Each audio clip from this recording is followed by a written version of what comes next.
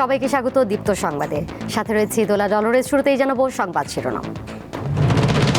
জমিয়তুল উলামায়ে দলকে 4টি আসন ছাড়ল বিএনপি, দলের নেতাদের সঙ্গে ফখরুলের বৈঠক।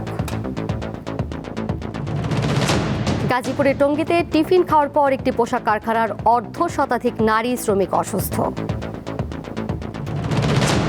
জলবায়ুর নেতিবাচক প্রভাবে জমিতে লবণাক্ততা বৃদ্ধি, লোকসানের শঙ্কায় পটুয়াখালীর শশা চাষিরা।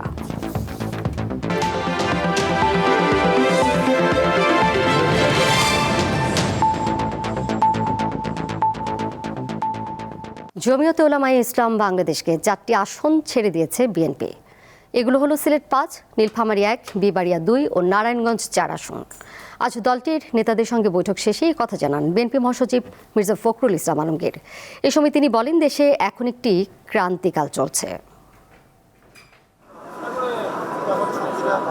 ত্রয়োদশ জাতীয় সংসদ নির্বাচন সামনে রেখে মঙ্গলবার জমিয়তে উলামায়ে ইসলাম বাংলাদেশের নেতাদের সঙ্গে বৈঠক করেন বিএনপির কেন্দ্রীয় নেতারা। রাজধানীর গুলশানে বিএনপি চেয়ারপারসনের রাজনৈতিক কার্যালয়ে এই বৈঠকে দলটিকে 4টি আসন ছেড়ে দেওয়ার সিদ্ধান্ত নেয় বিএনপি। পরে এ বিষয়ে সাংবাদিকদের ব্রিফ করেন বিএনপি মহাসচিব। জানান কোন কোন আসন দেওয়া হয়েছে। নীলফামারী 1, ডোমার ডিমলা, এখানে নির্বাচন করবেন মৌলানা মোহাম্মদ মঞ্জুরুল ইসলাম আফেন্দি।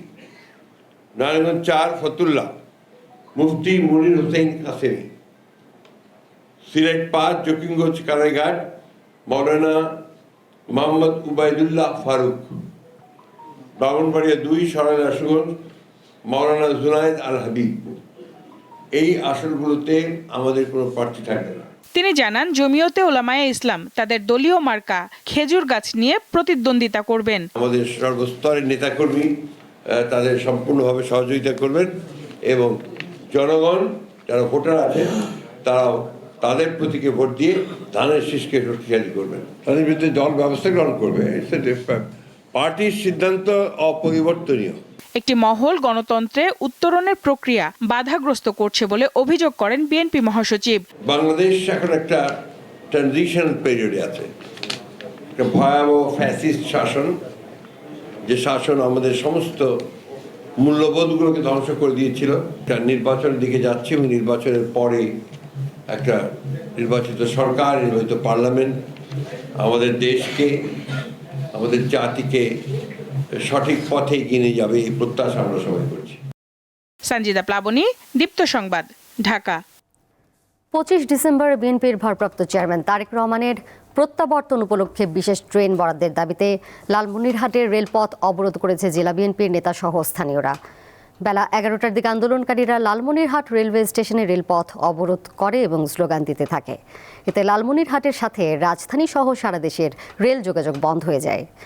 হঠাৎ করে ট্রেন চলাচল বন্ধ হয়ে যাওয়ায় ভোগান্তিতে পড়েন আন্তনগর সহ সকল রুটের যাত্রীরা। অবরোধকারীদের দাবি, ভাড়ার বিনিময়ে বিশেষ ট্রেন দেওয়ার আশ্বাস দিলেও পরে ব্যবস্থা নেয়নি কর্তৃপক্ষ। এই ব্যাপারে লালমনিরহাট রেলওয়ে বিভাগীয় ম্যানেজার মোর্শেদ আলম জানিয়েছেন, ইঞ্জিন সংকটের কারণে সমস্যার সৃষ্টি হয়েছে, তবে সমাধানের জন্য আলোচনা চলছে।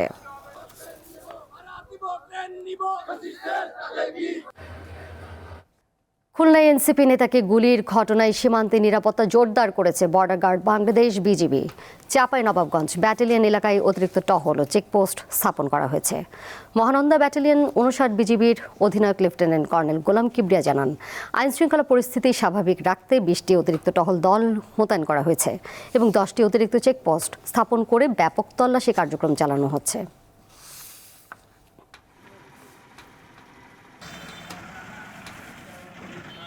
8 দফা দাবিতে গাজীপুর কৃষি প্রযুক্তি ইনস্টিটিউটের ডিপ্লোমা শিক্ষার্থীরা ঢাকা ময়মনসিংহ মহাসড়ক ব্লকের কমপ্লিট শাটডাউন কর্মসূচি পালন করেছে।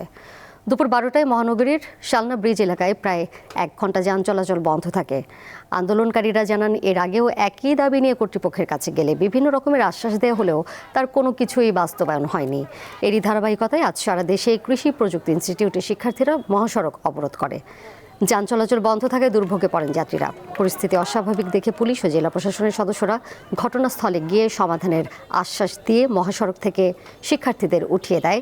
তবে দাবি বাস্তবায়ন না হলে কঠোর আন্দোলনের হুঁশিয়ারি দিয়েছে শিক্ষার্থীরা।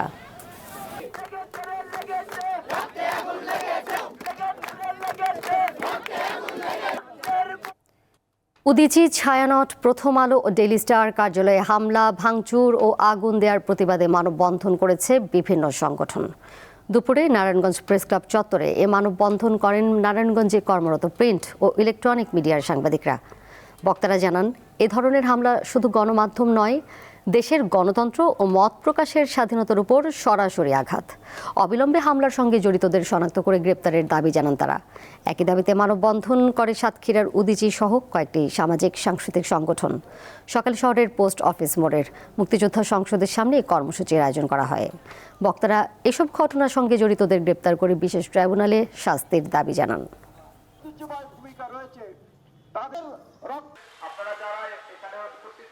এবার কেওএসটেল চট্টগ্রাম সংবাদ।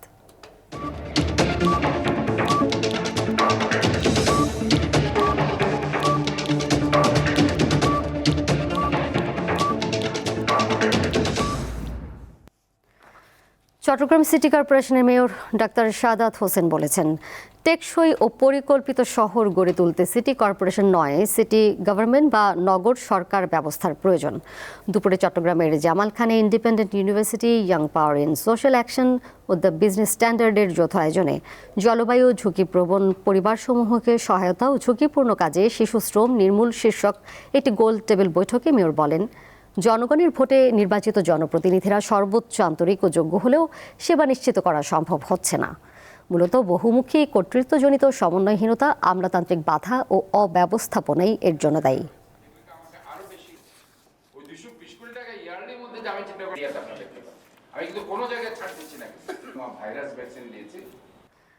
ব্রাহ্মণবাড়িয়া সীমান্তে অবৈধ চোরাচালান বিরোধী অভিযান চালিয়ে ট্রাকসহ বিপুল পরিমাণ ভারতীয় শাড়ি আটক করেছে 60 বিজিবি সুলতানপুর ব্যাটালিয়ন।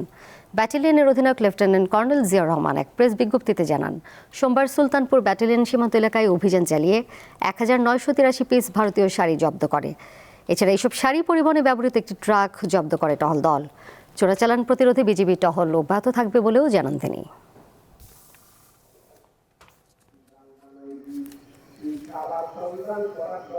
গাজীপুরের টঙ্গীতে টিফিন খাওয়ার পর একটি পোশাক কারখানার অর্ধ শতাধিক নারী শ্রমিক অসুস্থ হয়ে পড়েছে। তাদের হাসপাতালে ভর্তি করা হয়েছে। সকালে টঙ্গীর তিলারগাতি এলাকার মাস্কো গ্রুপের প্রতিষ্ঠান কনসেপ্ট নিটিং লিমিটেড নামের একটি পোশাক কারখানায় এই ঘটনা ঘটে।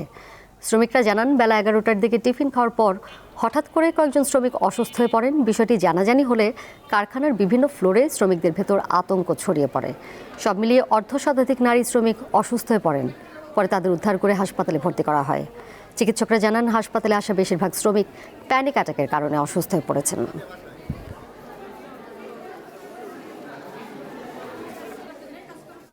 বগুড়ার দুপচাচিয়ায় অপহরণের শিকার লোটো শোরুমের স্বত্বাধিকারী পিন্টু আকন্দের মরদেহ উদ্ধার করেছে পুলিশ। গতকাল রাত 3টার দিকে পাশের আদমদিঘি উপজেলার কুমারপাড়া থেকে তার লাশ উদ্ধার করা হয়। পুলিশ জানিয়েছে, প্রাথমিকভাবে ধারণা করা হচ্ছে অপহরণের পর শ্বাসরোধে পিন্টুকে হত্যার পর মরদেহ ফেলে রেখে যায় দুর্বৃত্তরা। হত্যায় ব্যবহৃত মাইক্রোবাস সহ কয়েকজনকে আটক করা হয়েছে। বাকিদের শনাক্ত ও গ্রেপ্তারের কাজ চলছে। তবে হত্যার কারণ এখনও নিশ্চিত হওয়া যায়নি। এর আগে সোমবার রাত 9টায় সাদা রঙের একটি মাইক্রোবাসে এসে দুপচাচিয়া লোটো শোরুম থেকে পিন্টুকে অস্ত্রের মুখে ধরে নিয়ে যায় দুর্বৃত্তরা।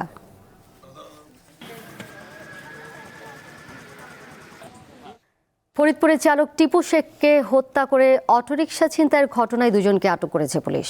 ফরিদপুরের অতিরিক্ত পুলিশ সুপার জানান, গত 18 ডিসেম্বর ঈশান গোপালপুর ইউনিয়নের চাঁদপুর গ্রামের একটি কলাবাগান থেকে রিকশা চালক টিপু শেখের মরদেহ উদ্ধার করা হয়। এই ঘটনায় থানায় মামলা দায়েরের পর পুলিশ সিসিটিভি ফুটেজ দেখে ঘটনার সাথে জড়িত রাজীব খানকে একটি ইটের ভাটা থেকে আটক করে। পরে তার দেয়া তথ্য অনুযায়ী ঘটনাস্থলের পাশের একটি পুকুর থেকে ধারালো চাকু ও লোহার পাত উদ্ধার করা হয়।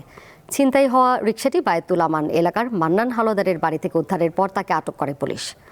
আসামি রাজীব খান মাদকের টাকা জোগাড় করতেই হত্যার ঘটনা ঘটিয়েছে বলে জানিয়েছে পুলিশ।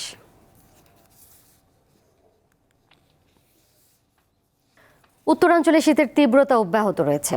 পঞ্চগড়ে সকাল 9টায় সর্বনিম্ন তাপমাত্রা 12.5 ডিগ্রি সেলসিয়াস রেকর্ড করেছে তেঁতুলিয়া আবহাওয়া অফিস। উত্তরের অপর জেলা দিনাজপুরে সকাল 6টায় সর্বনিম্ন তাপমাত্রা পরিমাপ করা হয় 12.8 ডিগ্রি সেলসিয়াস। একই সময় সিরাজগঞ্জে সর্বনিম্ন তাপমাত্রা ছিল 12.8 ডিগ্রি সেলসিয়াস। হঠাৎ করে শীতের তীব্রতা বেড়ে যাওয়ায় কিছুটা বিপাকে পড়েছেন যমুনা পাড়ের মানুষরা। এছাড়া চুয়াডাঙ্গায় 11.7 ডিগ্রি সেলসিয়াস তাপমাত্রা রেকর্ড করেছে স্থানীয় আবহাওয়া অফিস। পটুয়াখালীতে সকাল 9টায় সর্বনিম্ন 15.5 ডিগ্রি সেলসিয়াস তাপমাত্রা রেকর্ড করেছে খেপুপাড়া আবহাওয়া অফিস।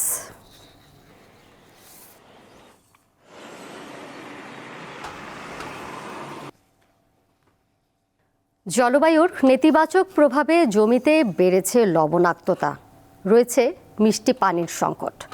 এসব বিষয়ে কার্যকর পদক্ষেপের অভাবে লোকসানের শঙ্কায় পটুয়াখালীর শশা চাষিরা। এই ব্যক্তির নাম মজিবুর রহমান গাজী। পটুয়াখালীর কলাপাড়া উপজেলার নীলগঞ্জ ইউনিয়নের কুমিরমারা গ্রামের কৃষক তিনি। গত বছর 4 একর জমিতে মালচিং পদ্ধতিতে শশা চাষ করে আয় করেন 6 লাখ টাকা। এবার একই জমিতে একই পদ্ধতিতে চাষ করেন শশা, কিন্তু তার জমিতে লবণাক্ততা বেড়ে যাওয়া সহ নানা কারণে কাঙ্ক্ষিত ফল পাচ্ছেন না তিনি। আমাদের প্রায় 3,50,000 টাকা খরচা গেছে এই জায়গায়। এখন ওই মাটিতে লবণের কারণে গাছ কোঁকড়াই যায় এবং গাছ হলুদ হয়ে যায়, নিচের পাতা পুড়ে যায়। মজিবুরের মতো অধিকাংশ শশা চাষির একই অবস্থা। মাঠ পর্যায়ে কৃষি অফিসের তাগিদ না থাকা এবং মিষ্টি পানির সংকটকে দায়ী করছেন কৃষকরা।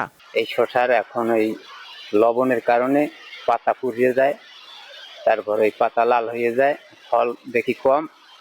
অতিরিক্ত লবণাক্ততা এবং পানি না থাকার কারণে কৃষকের অনেক ক্ষয়ক্ষতি আশঙ্কা আছে। কলাপাড়া উপজেলা কৃষি কর্মকর্তা সরল জমিতে আইয়া পর্যবেক্ষণ করে না। তবে কার্যকর পদক্ষেপ নেয়ার কথা জানান এই কর্মকর্তা।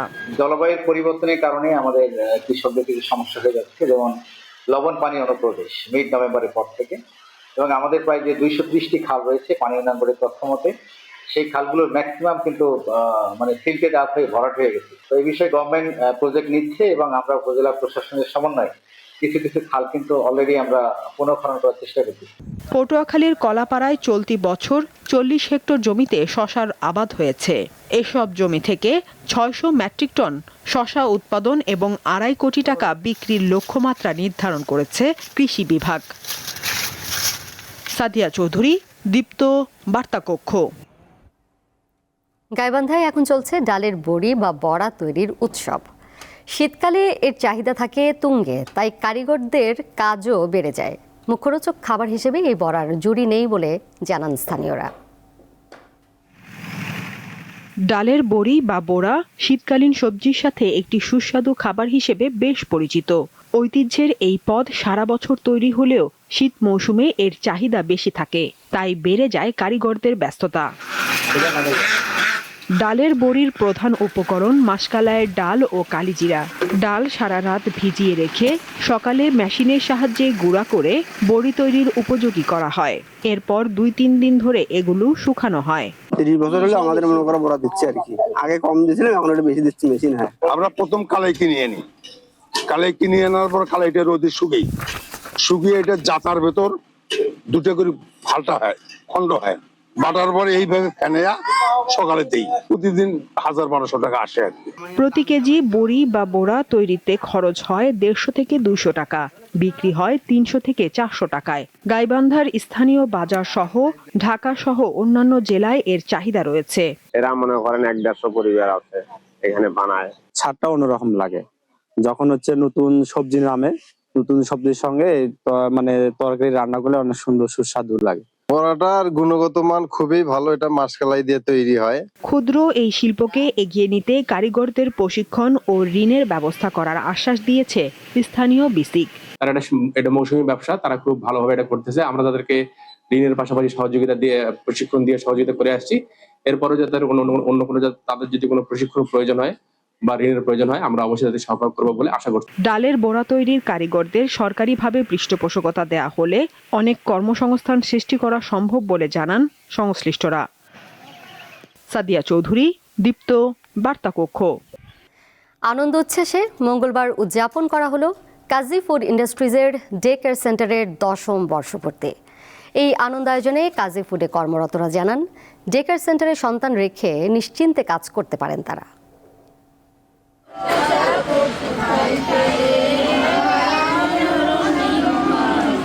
প্রজাপতির মতো ছোট ছোট হাসি মাখা এই মুখগুলো বলে দেয় কতটা পরম যত্নে বেড়ে উঠেছে তারা। আর তাদের অভিভাবকরা নিশ্চিন্তে চাকরি করতে পারছেন। এইখানে ডে কেয়ারে আমার বাচ্চা রাখি। এখানে রাখতে আমার সুবিধা হচ্ছে না, আমরা দুজনে একসাথে চাকরি করতে পারতেছি। এরা মারছে কোনো অংশ কমই না, কারণ বাচ্চাদের খাবার খাওয়া, ঘুমানো, গোসল সবকিছুই। এই গাজীপুর ইন্ডাস্ট্রিজ করছে বিদায় আমরা অনেক মা, এখানে 40টা বাচ্চা আছে, 40 জন মা এখানে চাকরি করতে পারতেছি।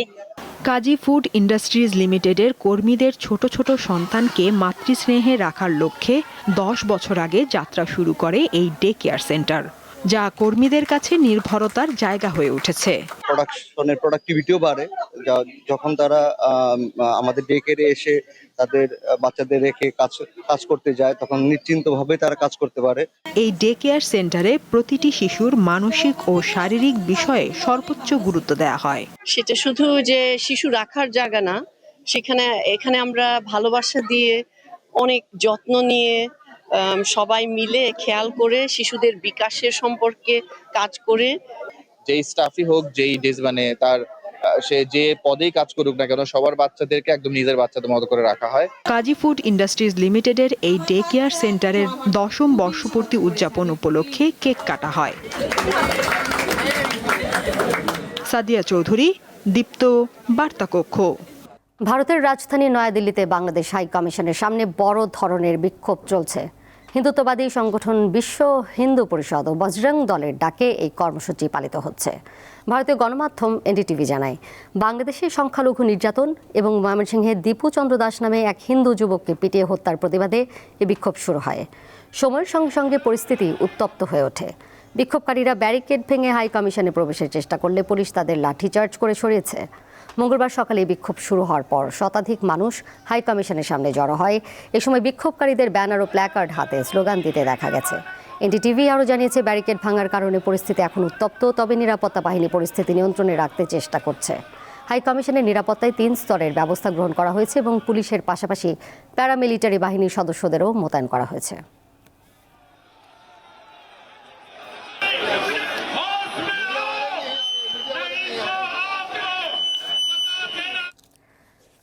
ভেনেজুয়েলার প্রেসিডেন্ট নিকোলাস মাদুরোকে নতুন করে সতর্ক বার্তা দিয়েছেন যুক্তরাষ্ট্রের প্রেসিডেন্ট ডোনাল্ড ট্রাম্প। ক্ষমতা ছেড়ে দেওয়া মাদুরোর জন্য বুদ্ধিমানের কাজ হবে বলে মন্তব্য করেছেন তিনি। ফ্লোরিডায় পররাষ্ট্রমন্ত্রী মার্কো রুবিও ও প্রতিরক্ষামন্ত্রী পিট হেগসেথ সহ উপদেষ্টাদের সঙ্গে কথা বলার সময় ট্রাম্প ইঙ্গিত দেন, গত 4 মাস ধরে ভেনেজুয়েলার বিরুদ্ধে চলা অভিযান আরও জোরদার হতে পারে। ট্রাম্প আরও জানান, এরই মধ্যে ভেনেজুয়েলার প্রায় 40 লাখ ব্যারেল তেল জব্দ করা হয়েছে। সেই তেল ও জাহাজগুলো যুক্তরাষ্ট্রই রেখে দেবে। এদিকে চীনের পররাষ্ট্র মন্ত্রণালয় বলছে, যুক্তরাষ্ট্র যেভাবে আরেক দেশের জাহাজ জব্দ করছে তা আন্তর্জাতিক আইনের গুরুতর লঙ্ঘন। ভেনেজুয়েলার উপকূলে চীনগামী একটি তেল ট্যাঙ্কারকে বাধা দেওয়ার পর বেজিং প্রতিক্রিয়ায় এমনটি জানায়।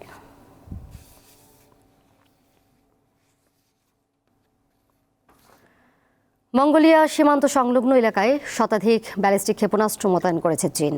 সম্প্রতি প্রকাশিত যুক্তরাষ্ট্রের প্রতিরক্ষা দপ্তর পেন্টাগনের এক খসড়া প্রতিবেদনে উঠে এসেছে চাঞ্চল্যকর এই তথ্য।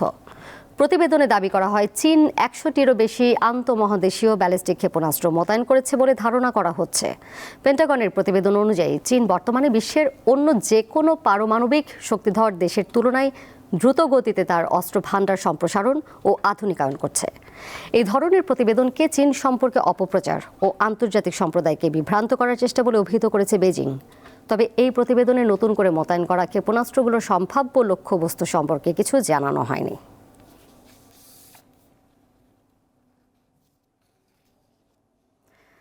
আগামী 28 ডিসেম্বর দেশীয়ভাবে নির্মিত 3টি স্যাটেলাইট উৎক্ষেপণ করতে যাচ্ছে ইরান। দেশটির মহাকাশ সংস্থা ইরানিয়ান স্পেস এজেন্সির প্রধান হাসান সালারিয়ে জানান, উপগ্রহগুলোকে পৃথিবীর নিম্ন কক্ষপথে প্রায় 500 কিলোমিটার উচ্চতায় স্থাপন করা হবে। এদের মধ্যে জাফর 2 স্যাটেলাইটটি উচ্চ রেজুলেশনের তথ্য সংগ্রহ ও কক্ষপথ ভিত্তিক যোগাযোগ ব্যবস্থায় ইরানের সক্ষমতা বাড়াতে সহায়ক হবে। পায়া উপগ্রহটি রঙিন 10 মিটার রেজুলেশনের ছবি ধারণে সক্ষম। কৃষি, পানি সম্পদ ব্যবস্থাপনা, পরিবেশ পর্যবেক্ষণ এবং নগর মানচিত্রায়নের মতো গুরুত্বপূর্ণ খাতে এই উপগ্রহের তথ্য ব্যবহার করা হবে।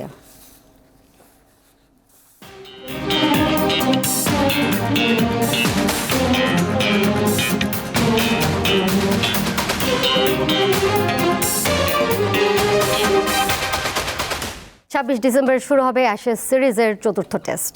তার আগে 15 সদস্যের দল ঘোষণা করেছে অস্ট্রেলিয়া। চোটের কারণে অভিজ্ঞ অফ স্পিনার নাথান লায়নের পরিবর্তে দলে নেওয়া হয়েছে তরুণ স্পিনার টড মার্ফিকে। নিয়মিত অধিনায়ক প্যাট কামিন্সও খেলবেন না। এই টেস্টে পিঠের চোট থেকে সেরে ওঠার প্রক্রিয়ার অংশ হিসেবে তাকে বিশ্রামে রাখা হয়েছে। কামিন্সের জায়গায় অজি দলে ফেরানো হয়েছে জাই রিচার্ডসনকে।